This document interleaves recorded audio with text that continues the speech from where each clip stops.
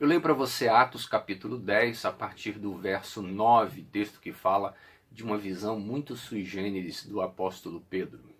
No dia seguinte, por volta do meio-dia, enquanto eles viajavam e se aproximavam da cidade, Pedro subiu ao terraço para orar. Tendo fome, queria comer. Enquanto a refeição estava sendo preparada, caiu em êxtase. Viu o céu aberto e algo semelhante a um grande lençol que descia à terra preso pelas quatro pontas, contendo toda espécie de quadrúpedes, bem como de répteis da terra e aves do céu. Então uma voz disse-lhe: levante-se, Pedro, mate e coma. Mas Pedro respondeu: de modo algum, Senhor, jamais comi algo impuro ou imundo.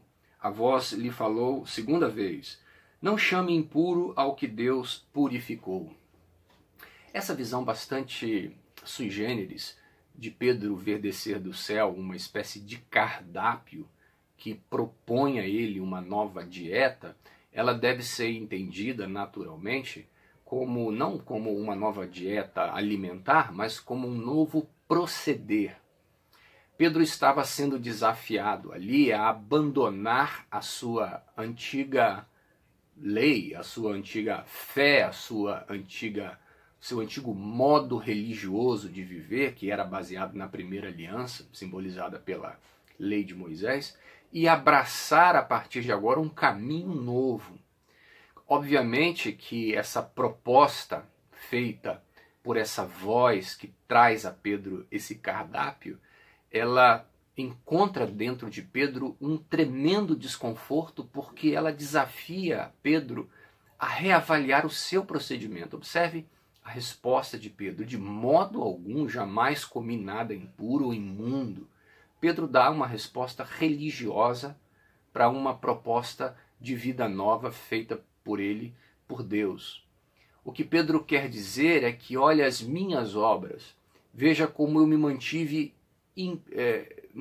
puro, não me contaminei, fui obediente aos ritos, às tradições, ou seja, fui uma boa pessoa. E não posso de modo nenhum romper com isso. Mas a voz então repreende Pedro, dizendo que quem dita as normas do que é puro ou impuro, na verdade não somos nós, homens, com as nossas religiões codificadas, mas é Deus, que não pode caber dentro das nossas codificações. Então essa voz que causa um desconforto a Pedro, vez por outra, ela vem aos nossos corações e nos traz também o mesmo desconforto quando ela nos propõe aquilo que jamais imaginávamos que pudesse ser possível. E a voz de Deus, que entra em conflito com a voz da religião, do hábitos religioso, daquela forma como fomos catequizados, como fomos discipulados, como fomos ensinados, nem sempre elas entram em consonância. Aliás, muito frequentemente elas entram em colisão, porque, como eu já disse, Deus não se limita à nossa humanidade, à nossa compreensão. Os caminhos dele são muito mais altos. E Deus está sempre apontando para alguma coisa nova e sempre nos desafiando a não permitir que nós pasteurizemos, enlatemos, engarrafemos esse vinho novo, essa proposta de vida, essa novidade de vida que Cristo morreu para nos dar.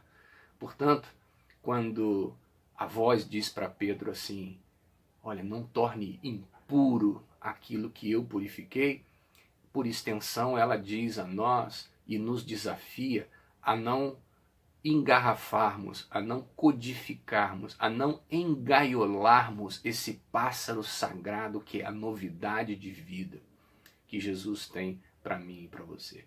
Analisemos, pois, todos os dias as nossas ações e vejamos se elas representam a simples ritos religiosos ou se elas representam de fato uma novidade de vida, amor em constante atualização, em constante entrega, uma vida nova de verdade todos os dias oferecida ao Senhor. Por mais que os desafios do Senhor nos causem certo desconforto, eles precisam ser acatados, eles precisam ser postos em prática todos os dias na nossa vida. E que Deus o abençoe dessa forma.